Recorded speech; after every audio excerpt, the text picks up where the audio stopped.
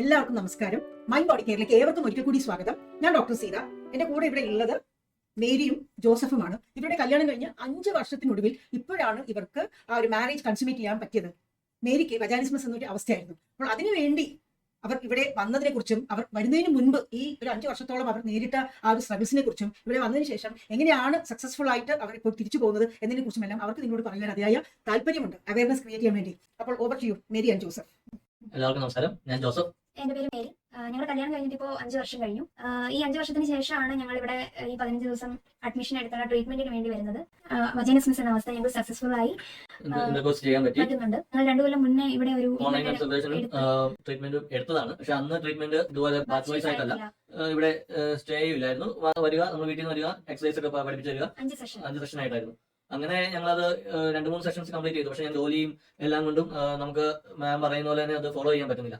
അങ്ങനെ വന്നത് സ്റ്റോപ്പ് ആയി പോയി. അങ്ങനെ കുറെ നാൾ മുന്നോട്ട് പോയിട്ട് പിന്നെയാണ് ഇതിവിടെ മാം 50 ഡേയ്സ് അല്ലെങ്കിൽ 20 ഡേയ്സ് ഇവിടെ തന്നെ സ്റ്റേ ചെയ്ത് നമ്മളിപ്പോ അത് മാറ്റിയെടുത്ത് സക്സസ്ഫുൾ ആയി നിന്ന് ഞങ്ങൾ തിരിച്ച് വീട്ടിലേക്ക് പോവുകയാണ്. അപ്പോൾ ആ ഒരു എങ്ങനെയായിരുന്നു ഞങ്ങളുടെ ജേർണി, ഒരു അവയർനെസ് പോലെ ഞങ്ങൾക്ക് തരാൻ നിങ്ങൾക്ക് താല്പര്യമുണ്ട്. എല്ലാവരും നന്നായി കേൾക്കുക. ഞങ്ങളുടെ കല്യാണം കഴിഞ്ഞിട്ട് 5-5.5 വർഷമായി. കല്യാണത്തിന് മുന്നേ എൻഗേജ്മെന്റ് കഴിഞ്ഞപ്പോഴാണ് ഞങ്ങൾ തമ്മിൽ സംസാരിച്ചിരുന്നു. സെക്സിനെ പറ്റി എന്തെങ്കിലും അറിവുണ്ടോ എന്നോട് ചോദിച്ചു. അപ്പൊ ഞാൻ എനിക്ക് വലിയ അറിവില്ല, തിരികെ ഒരു അറിവില്ല എന്ന് പറഞ്ഞ് പിന്നെ ഞങ്ങൾ ആ ടോപ്പിക്ക് വിട്ടു. അതിനെപ്പറ്റി കൂടുതൽ സംസാരിക്കാനൊന്നും പോയില്ല. എന്റെ മനസ്സിലുള്ള ഒരു ഇതായിരുന്നു, നമ്മൾ ബന്ധപ്പെടുമ്പോൾ ഒരു അവിടെ പൊട്ടും ബ്ലഡ് വരും, ആ ഒരു തോട്ടുള്ളതുകൊണ്ട് എനിക്ക് ഭയങ്കര പേടിയായിരുന്നു. ഞങ്ങൾ ഫോർപ്ലേ ഒക്കെ നന്നായി ചെയ്യാൻ സാധിക്കുമായിരുന്നു. പക്ഷേ ഇന്റർകോഴ്സിലേക്ക് വരുമ്പോഴത്തേക്കും ഭയങ്കര പേടി. ഞാൻ തള്ളി മാറ്റും, ചേച്ചനെ തള്ളി മാറ്റും. പിന്നെ അത് ലാസ്റ്റ് ഒരു കരച്ചിലേക്ക് പോകും. നമ്മളോർത്ത് പേടിയുടെ കുഴപ്പം കൊണ്ടാണ്. അപ്പം ആദ്യമൊക്കെ ഇങ്ങനെ പോയി, അപ്പൊ പിന്നെ ഇപ്പൊ വേണ്ട, നമുക്ക് പതുക്കെ മതി എന്ന് പറഞ്ഞു. ഞാൻ കുറെ ഇങ്ങനെ മോട്ടിവേഷൻ പോലെ കൊടുത്തു. പക്ഷെ ആ സമയത്തേക്ക് ആകും. പക്ഷെ കുറച്ച് കഴിയുമ്പോൾ വീണ്ടും ആള് ഡൗൺ ആയി മാറിയിട്ട് ടച്ച് ചെയ്യാൻ തന്നെ സമ്മതിക്കില്ല. കാലൊക്കെ ഇറുക്കി പിടിക്കുക, നമ്മളെ മാന്തുക, മുറിവേൽപ്പിക്കുക, അങ്ങനെയൊക്കെ ആയിപ്പോയി. ഇപ്പൊ ശരിയാവും എന്ന് വിചാരിച്ചുകൊണ്ട് കുറെ നാള് അങ്ങനെ തന്നെ മുന്നോട്ട് പോയി.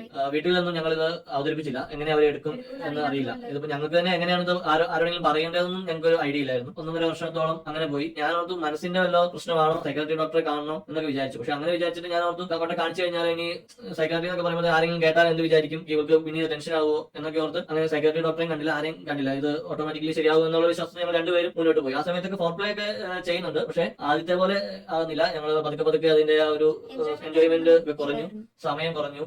പിന്നീടാണ് ചോദ്യങ്ങൾ വരാൻ തുടങ്ങി. കുട്ടികളായില്ലേ, നോക്കുന്നില്ലേ, കുറച്ചു നാളത്തേക്ക് ഞങ്ങൾക്ക് വേണ്ട, ജോലിയൊക്കെ ഒന്ന് ഒരു ഇതിലെത്തിയിട്ട് മതി എന്നൊക്കെ എല്ലാവരോടും പറഞ്ഞ് ആരും അങ്ങനെ വലിയ ക്വസ്റ്റ്യനിങ് ഒന്നും ഇല്ലായിരുന്നു. പക്ഷെ അത് ഇനി കൊറോണ ആയി ഞങ്ങൾക്ക് വർക്ക് ഫ്രം ഹോം കിട്ടി. വർക്ക് ഫ്രം ഹോം ആയപ്പോഴത്തേനും എല്ലാവരും പിന്നെ വീണ്ടും ഈ ചോദ്യങ്ങൾ ഇങ്ങനെ കൊറോണയെ കുറച്ച് കുറഞ്ഞ സമയത്തേക്ക് പിന്നെ ചോദ്യങ്ങളെല്ലാം ഇങ്ങനെ വന്നു. എന്തുകൊണ്ട് കുട്ടികളാകുന്നില്ല, ഡോക്ടറെ കണ്ടോ, ആർക്കാ കുഴപ്പം, എന്താ കുഴപ്പം, ഇതിലൊന്നും നമുക്കൊരു ഉത്തരം കൊടുക്കാൻ പറ്റുന്നില്ലായിരുന്നു. എന്താ പറയണ്ടേ എന്നറിയില്ലായിരുന്നു. അങ്ങനെ ഞങ്ങളൊരു ഗൈനക്കോളജിസ്റ്റിനെ കാണാൻ പോയി. അവിടെ ചെന്ന് ഞങ്ങൾ കാര്യം പറഞ്ഞു, എനിക്കിങ്ങനെ പേടിയുണ്ട്, ബന്ധപ്പെടാൻ പറ്റിയിട്ടില്ല ഇതുവരെ എന്ന് പറഞ്ഞപ്പോൾ ഡോക്ടർ പറഞ്ഞു എക്സാമിൻ ചെയ്യാന്ന് പറഞ്ഞ് എന്നെ അവിടെ കിടത്തി എക്സാമിൻ ചെയ്യാൻ വേണ്ടി ഫിംഗറിങ് ചെയ്യാൻ വേണ്ടി വന്നു. അപ്പൊ ഞാൻ നല്ലപോലെ കാല് ഇറുക്കി പിടിച്ച്, അപ്പൊ ഡോക്ടർ പറഞ്ഞു അത് ഇത്രയും ടൈറ്റ് ആക്കരുത് അങ്ങനെ പറഞ്ഞ് പിന്നെ എന്നെ റിലാക്സ് ചെയ്യിപ്പിച്ച് പുള്ളിക്കാരി എക്സാമിൻ ചെയ്തു. എക്സാമിൻ ഫിംഗർ ഇട്ട് നോക്കിയപ്പോ എനിക്കപ്പോ ഒരു ഹാപ്പി ആയി. ഓ അങ്ങനെ ചെയ്യാൻ സാധിച്ചല്ലോ എന്ന് ഓർത്തു. അപ്പൊ ഡോക്ടർ പറഞ്ഞു വേറെ കുഴപ്പങ്ങളൊന്നുമില്ല, നിങ്ങൾ ഇന്ന് തന്നെ വേണേ പോയി ട്രൈ ചെയ്തോ, ഒരു ജെല്ല് തന്നു, ആ ജെല്ല് യൂസ് ചെയ്താൽ മതി, അങ്ങനെ പെയിൻ ഒന്നും വരില്ല അങ്ങനെ പറഞ്ഞു വീട്ടിൽ ഞങ്ങൾ വീട്ടിൽ ചെന്ന് അന്ന് ട്രൈ ചെയ്യാൻ നോക്കി. പക്ഷെ അന്നും ഇത് തന്നെ എനിക്ക് പേടി അപ്പൊ വന്നു. പിന്നെ ഞാൻ തള്ളി മാറ്റി, വീണ്ടും കരച്ചില്, അങ്ങനെയായി.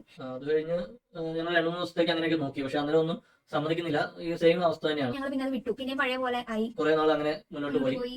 പിന്നെ വേറൊരു ഡോക്ടറെ കണ്ടു. ഞങ്ങൾക്ക് ഇന്റർകോഴ്സ് ചെയ്യാൻ പറ്റുന്നില്ല എന്നുള്ള കാര്യം ഞങ്ങൾ പറഞ്ഞില്ല. അപ്പൊ ഡോക്ടർ സ്കാൻ ചെയ്യാനൊക്കെ പറഞ്ഞു. അപ്പോഴും എന്റെ മനസ്സിലെ തോട്ട് സ്കാനിങ് എന്ന് പറഞ്ഞാൽ നമ്മുടെ വയറിന് ചുറ്റും ഇങ്ങനെ സ്കാൻ ചെയ്യുന്നതാണ്. പക്ഷെ അകത്ത് കയറി ചെന്നപ്പോൾ സിസ്റ്റർ പറഞ്ഞു നിങ്ങൾ ഡ്രസ്സ് മാറിയിട്ട് വരൂ, ഉള്ളിക്കൂടെയുള്ള സ്കാനിങ് ആണെന്ന് പറഞ്ഞപ്പോഴേ എനിക്ക് കൺട്രോൾ പോയി. ഞാനപ്പോ ഉടനെ തന്നെ അവിടുന്ന് ഇറങ്ങിപ്പോന്നു ഞങ്ങൾ അവിടുന്ന് പോകുമായിരുന്നു. അപ്പോഴും ആള് പറഞ്ഞു ഒന്ന് ട്രൈ ചെയ്ത് നോക്കുക പറ്റും എന്നൊക്കെ പറഞ്ഞു. പക്ഷെ ഞാൻ പറഞ്ഞില്ല, എനിക്ക് പറ്റില്ല എന്ന്. ഞാൻ പുറത്തുനിന്ന് ഭയങ്കര കരച്ചിലായിരുന്നു. അങ്ങനെ അവിടുന്ന് പോകുന്നു. പിന്നെ ഞങ്ങൾ വേറൊരു സ്കാനിങ് സെന്ററിൽ ചെന്ന് അവിടെ വയറിനുള്ളിൽ അങ്ങനെ ഞങ്ങൾ ഉറപ്പാക്കിയിട്ടാണ് അവിടെ പോയി സ്കാൻ ചെയ്ത് ഒരു റിപ്പോർട്ട് കിട്ടി. മെയിനായിട്ട് ഞങ്ങൾ ഒരു റിപ്പോർട്ട് കിട്ടാൻ വേണ്ടിയാണെന്നും കൂടി പറയാം. കാരണം വീട്ടുകാരുടെ ചോദ്യവും എല്ലാവരുടെയും ഇത് വരുമ്പോൾ ഞങ്ങൾക്ക് ഒരു ഭയങ്കര പ്രശ്നം. ഞങ്ങൾക്ക് എന്ത് ചെയ്യണം, ഇതാണെന്ന് നമുക്ക് അവരോട് പറയാനും പറ്റില്ല. എന്നാൽ നമുക്ക് ഡോക്യുമെന്റ് റിപ്പോർട്ട് നമുക്ക് കാണിക്കുകയും വേണം. അങ്ങനെ റിപ്പോർട്ടിലൊന്നും ഒരു കുഴപ്പമില്ല.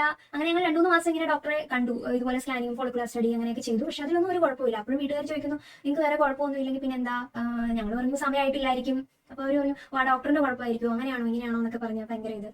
പിന്നെ ഞങ്ങൾക്ക് ഉത്തരം ഇല്ല, എന്താ ചെയ്യണ്ടേ പറയണ്ടേ. അത് കഴിഞ്ഞാണ് എന്റെ ഒരു ഫ്രണ്ട് സീതാമാമിന്റെ കാര്യം പറയുന്നത്. കൂടുതൽ ഡീറ്റെയിൽസ് അവനും അറിയത്തില്ലായിരുന്നു. ഡോക്ടർ പക്ഷേ എന്തിനാ ചികിത്സിക്കുന്നത്, എന്താ അസുഖം ഞങ്ങൾക്ക് അന്നും അറിയില്ല. അസുഖ അവസ്ഥയാണോ അസുഖമാണോ അതെന്തെങ്കിലും വേറെ എന്തെങ്കിലും പ്രശ്നമാണോ എന്നൊന്നും നമുക്കറിയില്ല. യൂട്യൂബ് നോക്കിയപ്പോൾ സീതാ മാം ഇങ്ങനെ വജൈന എക്സ്പ്രസിന്റെ കുറെ ഇഷ്യൂസിനെ പറ്റി ഇങ്ങനെ കുറെ വീഡിയോസ് കണ്ടു. അപ്പോഴാണ് ഈ അവസ്ഥയുടെ പേര് വജൈനസ്മിസ് ആണെന്ന് തന്നെ മനസ്സിലാവുന്നത്. അങ്ങനെ ആ വീഡിയോ കണ്ടതിന് ശേഷം നമുക്ക് ഇവരെ കോൺടാക്ട് ചെയ്യാനൊക്കെ ആദ്യം പറഞ്ഞു. കോൺടാക്ട് നമ്പർ കിട്ടിയിട്ട് ഞങ്ങൾക്ക് വിളിക്കാനോ വിളിക്കാനോ അല്ലെങ്കിൽ മെസ്സേജ് അയക്കാനോ ഒരു മടിയായിരുന്നു. എന്താണ് പറയേണ്ടത്, എങ്ങനെയാണ് പറയേണ്ടത്, അങ്ങനെയൊക്കെയുള്ള ഒരു ചിന്തയുണ്ടായിരുന്നു. എന്നിട്ട് അവസാനം ഞാൻ തന്നെ വിളിച്ചപ്പോൾ എന്നോട് പറഞ്ഞു വാട്സാപ്പിൽ പേരും എന്റെ ഡീറ്റെയിൽസ് ഒക്കെ അയക്കും. അപ്പൊ അവര് പറഞ്ഞു മാമുമായിട്ട് ഒരു ഓൺലൈൻ കൺസൾട്ടേഷൻ എടുക്കണം. കൊറോണ കുറച്ച് കുറഞ്ഞിരിക്കുന്ന സമയത്ത് അങ്ങനെ ഞങ്ങള് ഒരു ദിവസം മാമിനെ വിളിച്ചു, മാമോട്ട് കാര്യങ്ങളൊക്കെ ഷെയർ ചെയ്തു, സംസാരിച്ചു.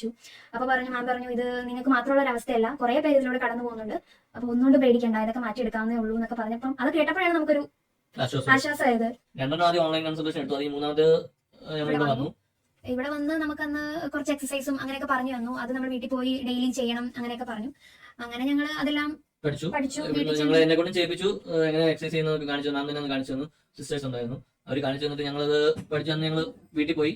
അത് കഴിഞ്ഞ് 2 ആഴ്ച കഴിഞ്ഞിട്ടാണ് പിന്നെ വരാൻ പറഞ്ഞത്. അപ്പൊ ആദ്യം ഞങ്ങളൊരു 4-5 ഒരാഴ്ച കറക്റ്റ് ആയിട്ട് തന്നെ ചെയ്തു. അപ്പം കൈക്കൊക്കെ ഒരു വേദനയൊക്കെ ഉണ്ടായിരുന്നു. നമ്മൾ ഞാനങ്ങനെ വലിയ എക്സസൈസ് ചെയ്ത് ഇരിക്കുന്ന ആളല്ല. പിന്നെ ഞങ്ങൾ ജോലിയുടെ ഇതൊക്കെ കൊണ്ട് ആഴ്ചയിലോ 2-3 തവണ അങ്ങനെയൊക്കെ ആയി അത് കുറഞ്ഞു. പിന്നെ എന്നിട്ടും ഞങ്ങൾ അടുത്ത സെഷന് വന്നു. അടുത്ത സെഷന് വന്നപ്പോൾ അടുത്ത എക്സസൈസും കുറച്ച് പിന്നെ നമുക്ക് മെന്റലി കുറച്ച് കാര്യങ്ങളൊക്കെ പറഞ്ഞു തന്നു, മൈൻഡ് ഒന്ന് റിഫ്രഷ് ആകാനൊക്കെ ഉള്ള. അങ്ങനെ 2 സെഷൻ കഴിഞ്ഞു. 2 സെഷൻ കഴിഞ്ഞപ്പം ഞങ്ങൾ പോയി ചെയ്ത് കുറെയൊക്കെ ഞങ്ങൾ ചെയ്തു. പിന്നെ കൊറോണ ഞങ്ങൾക്ക് വന്നു. കൊറോണ കഴിഞ്ഞിട്ട് ഹെൽത്ത് ഇഷ്യൂസ് ഒക്കെ ഉള്ളതുകൊണ്ട് ഞങ്ങൾ ഒരു മാസം വെയിറ്റ് ചെയ്തു. അത് കഴിഞ്ഞ് പിന്നെ വന്ന് ഫിംഗറിങ് പോലെയുള്ള എക്സസൈസ് ഒക്കെ ഞങ്ങൾ ഇവിടെ വന്ന് സ്മൂത്ത് ആയിട്ട് ചെയ്തു. തിരിച്ചു പോയപ്പോൾ ഭയങ്കര ഹാപ്പി ആയിട്ട് ഞങ്ങൾക്ക് ഇത് ചെയ്യാൻ പറ്റും എന്നൊക്കെയുള്ള വിശ്വാസത്തിൽ ഞങ്ങൾ പോയി. അതിന് വീട്ടിൽ ചെന്ന് കഴിഞ്ഞിട്ട് ഞങ്ങൾ ട്രൈ ചെയ്തപ്പോൾ വീണ്ടും പഴയതുപോലെ തന്നെ ഫിംഗറിങ് ചെയ്യാൻ സമ്മതിക്കുന്നില്ല. യോനി ഭാഗത്ത് വരുമ്പോഴത്തേക്കും ടെൻഷനും പേടിയും കരച്ചിലും എല്ലാം വരുന്നു. 2-3 ദിവസം ഞങ്ങൾ അങ്ങനെ ട്രൈ ചെയ്ത് നോക്കി. പക്ഷെ ട്രൈ ചെയ്ത് കഴിഞ്ഞിട്ട് നടക്കാത്തതുകൊണ്ട് ഞങ്ങൾക്ക് തന്നെ ഓട്ടോമാറ്റിക്കലി മനസ്സിലൊരു നടക്കില്ല എന്നുള്ളൊരു ചിന്ത വന്നു. അങ്ങനെ ഞങ്ങൾ ഇങ്ങനെ കുറച്ച് നാൾ മുന്നോട്ട് പോയി. പിന്നെ ആ സമയത്ത് ഞങ്ങൾക്ക് ഡോക്ടറെ വിളിക്കാൻ ഞങ്ങൾക്ക് തോന്നിയില്ല. പിന്നെ മനസ്സിനും ഒരു സന്തോഷമില്ല. പിന്നെ ഫോർപ്ലേയുടെ ഇതൊക്കെ കുറഞ്ഞു. എന്നും തന്നെ കരച്ചിലും. പിന്നെ എനിക്ക് ദേഷ്യം നല്ലപോലെ വരുമായിരുന്നു. ചെറിയ കാര്യത്തിന് പോലും ഞാൻ നല്ലപോലെ ദേഷ്യപ്പെടും. അല്ലെ?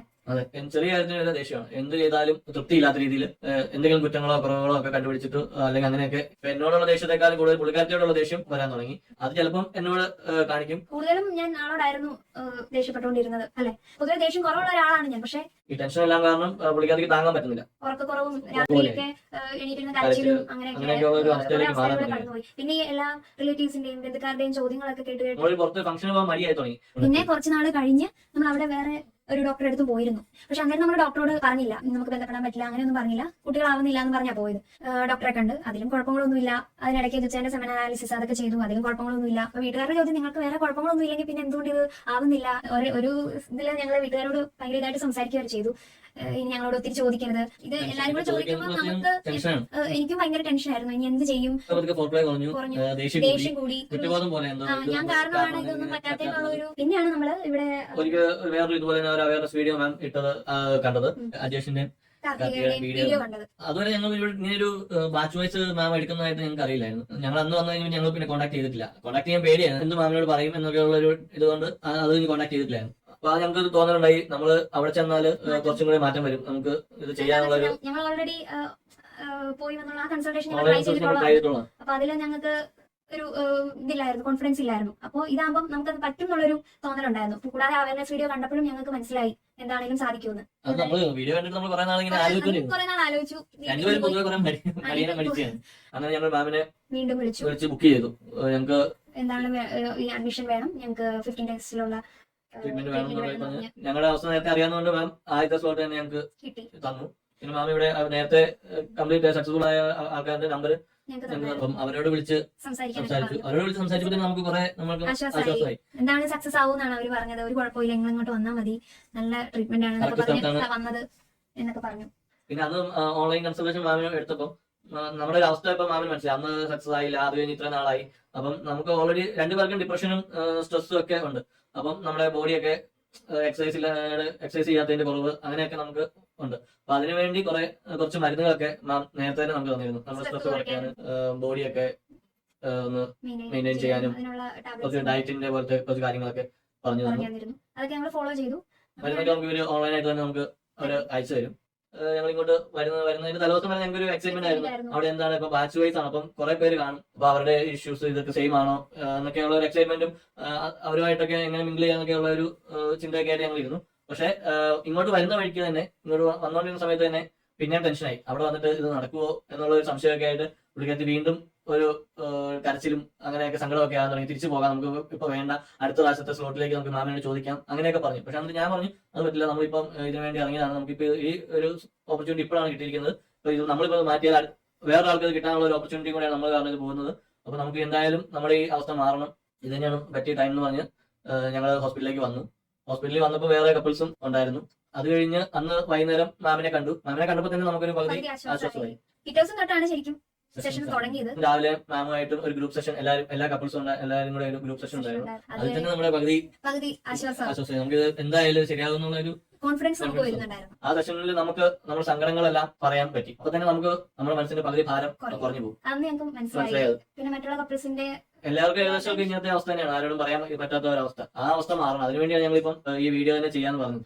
അതിനുശേഷം പിന്നെ നമ്മുടെ ഇവിടെ സെഷൻസ് ഒക്കെ സ്റ്റാർട്ട് ചെയ്തു. കുറെ എക്സസൈസ് പറഞ്ഞു തന്നു, അതേപോലെ തന്നെ കുറെ ടെക്നിക്സ് മാം പറഞ്ഞു തന്നിരുന്നു, മൈൻഡ്ഫുൾ ടെക്നിക്സ്.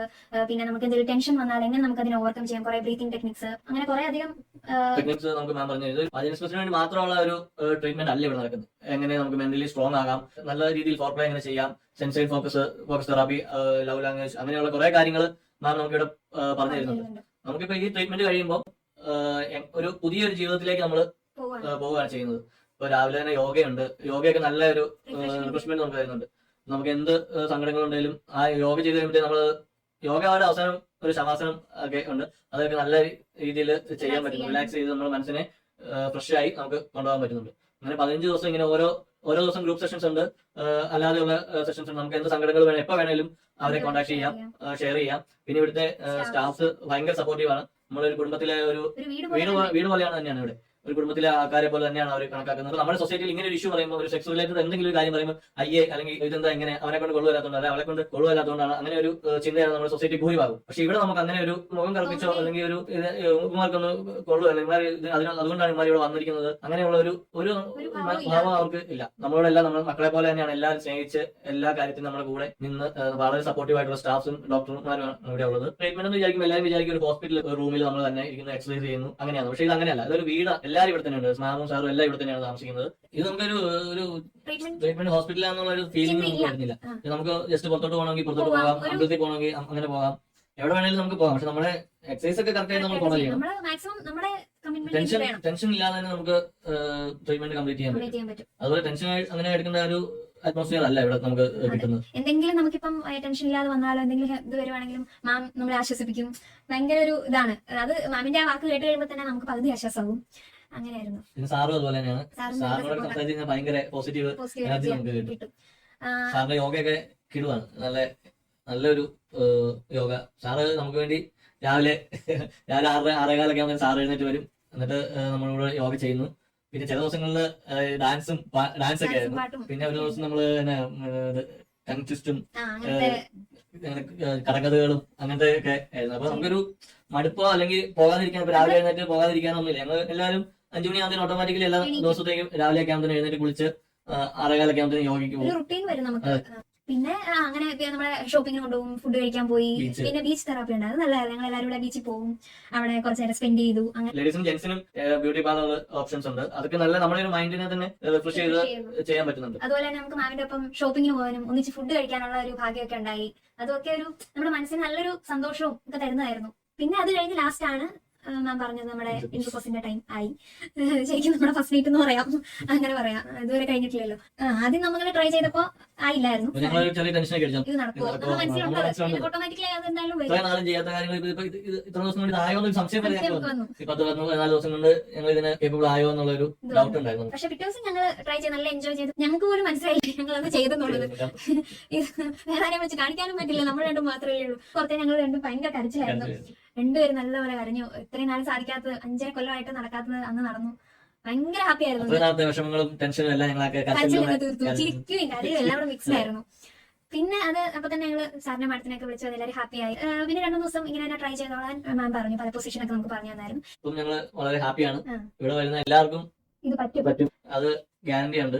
നല്ല സ്ഥലത്താണ് നമുക്ക് എത്തിപ്പെട്ടത്. എത്തിപ്പെട്ടത്. ഇത് പിന്നെ ഇത് വന്നതുകൊണ്ട് നമുക്ക് കുറെ കാര്യങ്ങൾ ഇവിടെ വന്നുകൊണ്ട് നമുക്ക് കുറെ കാര്യങ്ങൾ പഠിക്കാൻ പറ്റും. നമ്മുടെ ലൈഫിൽ ഇനി എങ്ങനെ നമ്മൾ മുന്നോട്ട് പോകണം, ഒരു പാർട്ണർ റിലേഷൻഷിപ്പ് മാത്രമല്ല നമ്മുടെ ഫാമിലി എങ്ങനെ മുന്നോട്ട് പോകണം എന്നൊക്കെയുള്ളതൊക്കെ നമുക്ക് പഠിക്കാൻ ഇവിടെ പഠിക്കാൻ പറ്റും. സൊസൈറ്റിയിൽ എങ്ങനെ പെരുമാറാം. പെരുമാറണം, അതിന്റെ എല്ലാ കാര്യങ്ങളും നമുക്ക് പറഞ്ഞു തരും. ഞങ്ങൾ ഈ പറയുമ്പോൾ നിങ്ങൾക്ക് ഡൗട്ട് വരും, ഇത് ശരിയാണ് നിങ്ങൾ ചുമ്മാ പറയുന്നതാണോ എന്നൊക്കെ ഒരു ഡൗട്ട് വരും. പക്ഷെ അല്ല, അത് നിങ്ങൾ ഈ ഇത് കംപ്ലീറ്റ് ചെയ്ത് നിങ്ങൾ ഇവിടുന്ന് പോകുമ്പോൾ നിങ്ങൾക്ക് മനസ്സിലാവും ഇത് സത്യമാണ്, ഇത് ചുമ്മാ പറയുന്നതല്ല, മനസ്സിൽ തട്ടി പറയുന്ന കാര്യങ്ങളാണ്. ഇപ്പൊ ഞങ്ങളുടെ മൈൻഡൊക്കെ ഭയങ്കര ഫ്രീ ആയി. ഇത്രയും നാളും ഇങ്ങനെ ഒരു ഭാരമായിരുന്നു മനസ്സിൽ, ഇത് നടക്കുവോ എന്താണ് നമ്മുടെ അവസ്ഥ.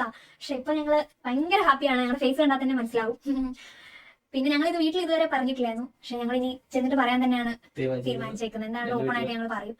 നമ്മളിവിടെ വന്നത് നമ്മുടെ ജീവിതത്തിലെ ഒരു ബെസ്റ്റ് ആയിട്ടുള്ള കാര്യമായിട്ട് നമ്മളിപ്പോ വിചാരിക്കുന്നത്. നമ്മൾ ഇപ്പൊ ഞങ്ങളുടെ ഈ 15-18 ദിവസം ഞങ്ങളുടെ ഇഷ്യൂസ് ഇത് ഫുൾ ആയിട്ട് മാറി ഞങ്ങൾക്ക് സക്സസ്ഫുൾ ആയിട്ട് ഇപ്പൊ സെക്സ് ചെയ്യാൻ പറ്റുന്നുണ്ട്, എൻജോയ് ചെയ്ത് ചെയ്യാൻ പറ്റുന്നുണ്ട്. ചുമ്മാ ഒരു സെക്സ് ചെയ്യല്ല, നമുക്ക് എൻജോയ് ചെയ്ത് നമ്മുടെ സെക്സ് ചെയ്ത് കഴിഞ്ഞാൽ നമ്മുടെ രണ്ടുപേരുടെയും മൈൻഡ് റിഫ്രഷ് ആയി നല്ല ഹെൽത്തി ആയിട്ടുള്ള ഒരു ലൈഫ് മുന്നോട്ട് കൊണ്ടുപോകാൻ ഞങ്ങൾക്ക് ഇപ്പം ഇവിടെ നിന്ന് സാധിക്കുന്നുണ്ട്. ഇനി ഒരു പുതിയൊരു ജീവിതമാണ് ഞങ്ങൾ ഇനി ഇവിടുന്ന് സ്റ്റാർട്ട് ചെയ്യാൻ പോകുന്നത്. ഞങ്ങളുടെ ഈ അനുഭവത്തിൽ ഞങ്ങൾക്ക് പറയാനുള്ളത്, ഇങ്ങനെ എന്തെങ്കിലും ഒരു ഇഷ്യൂസ് സെക്സ് റിലേറ്റഡോ അല്ലെങ്കിൽ അത് സെക്സ് റിലേറ്റഡ് ആണ് കൂടുതലും നമുക്ക് പുറത്ത് പറയാൻ മടി. വേറെ എന്തെങ്കിലും ഒരു ഇഷ്യൂ ആണെങ്കിൽ നമുക്ക് വേറെ ഒരാളോട് പറയാം. നമുക്ക് അങ്ങനെ വലിയ മടികളൊന്നും സാധാരണ ആരും കാണിക്കാറില്ല. പക്ഷേ ഒരു സെക്സ് റിലേറ്റഡ് എന്തെങ്കിലും ഒരു ഇഷ്യൂസ് ആണെങ്കിൽ അത് നമ്മൾ വേറെ ആളോട് ഷെയർ ചെയ്യാൻ നമുക്ക് ഭയങ്കര മടിയാണ്. അതാണ് ഞങ്ങളുടെ ജീവിതം ഒരു 5 കൊല്ലം ഞങ്ങളുടെ ജീവിതത്തിൽ ഇപ്പം ഇത്രയും കുറെ സന്തോഷങ്ങൾ നഷ്ടപ്പെട്ടു. അപ്പൊ അത് വേറെ ആർക്കും വരാതെ ഇപ്പൊ ആർക്കെങ്കിലും എന്തെങ്കിലും ഒരു സെക്സ് റിലേറ്റഡ് ഇഷ്യൂസോ അല്ലെങ്കിൽ എന്തെങ്കിലും ഡൗട്ട്സോ എന്തെങ്കിലും കാര്യങ്ങളുണ്ടെങ്കിൽ അവർക്ക് നല്ല ഡോക്ടേഴ്സിനെ നോക്കി സെലക്ട് ചെയ്ത് അവരോട് കൺസൾട്ടേഷൻ എടുക്കുക, തുറന്നു പറയുക. മാമിന്റെ ഞങ്ങൾ കോൺടാക്ട് ചെയ്ത് ഞങ്ങൾ ഭാഗ്യമായിട്ട് തന്നെ ഞങ്ങൾ കരുതുന്നു. ഇപ്പം വേറെ ബെസ്റ്റ് ഡിസിഷൻ ആയിട്ട് തന്നെയാണ് കരുതുന്നത്.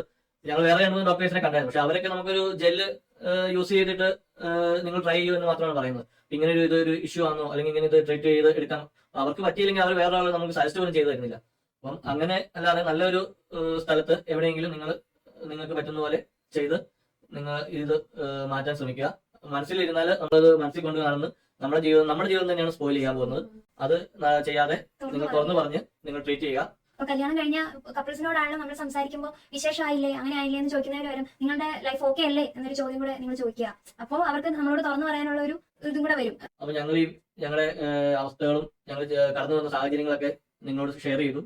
അവയർനെസ് ക്രിയേറ്റ് ചെയ്യാൻ വേണ്ടിയാണ് ഞങ്ങളിപ്പോ ഇത് ഓപ്പൺ ആയി പറയുന്നത്. അപ്പം ഞങ്ങളെ കേട്ട എല്ലാവർക്കും നന്ദി. വളരെ നന്ദി. ഞങ്ങളിപ്പോ ഇവിടുന്ന് വളരെയധികം ഹാപ്പിയായിട്ട് ഞങ്ങൾ പോവുകയാണ്. അപ്പോൾ നിങ്ങൾക്ക് എല്ലാവർക്കും അവയർനെസ് ക്രിയേറ്റ് ചെയ്യുവാൻ വേണ്ടി മേരിയും ജോസഫും കാണിച്ച ഈ സന്മനസ്സിന് നമുക്ക് എല്ലാവർക്കും ഒരു നല്ല കയ്യടി കൊടുക്കണം കേട്ടോ. അപ്പോൾ എല്ലാവരും ഒന്ന് ആലോചിക്കുക, ഈ സെക്ഷൽ ലൈഫ് എന്ന് പറയുന്നത് നമ്മുടെ മാരീഡ് ലൈഫിൽ വളരെ വളരെ പ്രധാനപ്പെട്ട ഒരു കാര്യമാണ്. അത് ശരിയാക്കുവാൻ വേണ്ടിയിട്ട് നമ്മളെ കൊണ്ട് ചെയ്യാൻ പറ്റുന്ന കാര്യങ്ങളെല്ലാം തീർച്ചയായിട്ടും ചെയ്തിരിക്കണം. അങ്ങനെ ആയെങ്കിൽ നിങ്ങളുടെ ലൈഫ് കുറച്ചുകൂടി മെച്ചപ്പെട്ട രീതിയിൽ നമുക്ക് ജീവിച്ചു പോകാൻ പറ്റും. ഓക്കെ, അപ്പോൾ ഈ കിട്ടിയ അറിവ് എല്ലാവരുമായും പങ്കുവയ്ക്കുക. അതിനായി ഈ വീഡിയോ എല്ലാവർക്കും ഷെയർ ചെയ്ത് കൊടുക്കുക. Okay, bye, take care, love you all.